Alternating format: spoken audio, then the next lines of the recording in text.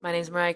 I'm an independent artist, and this is my story. For 20 years, I was a competitive athlete, working on my skill, honing in my craft, constantly training, never having much time for anything other than that. 5 years ago, I was hand-selected by Dwayne "The Rock" Johnson and his team to compete on NBC's Titan Games. It was in that moment in my life when I realized I was not as passionate about athletics and sports, and I was way more inspired by music. Before I even knew if I made it on the show, I called my CrossFit coach and let him know that I was done training. I swapped out my 10-hour training days for 10 hours of music. Quickly, I wrote a 6-song EP, then started performing live as much as I could. Then, during the pandemic, after a breakup, I wrote my debut album, Lost in the Sauce. After the pandemic calmed down a little bit and it was safe to be out in public, I went ahead and planned a DIY tour across the entire country and even into Canada. I loaded up my Subaru and I drove the entire way. When I got back from tour, I immediately started writing for my next project. This project was much darker than my breakup album because it was going to discuss death. It's basically a bunch of letters in song form that I want to leave behind in case something happens to me. This project is going to be for anyone that is grieving currently or has in the past, anyone that's scared to die, and even people that are suffering from chronic illness and they know their time is short here. The process was incredibly draining emotionally and physically and took a serious toll on my mental health, but I'm really happy that I stuck it out, finished the project, and it's now ready to be given to the world.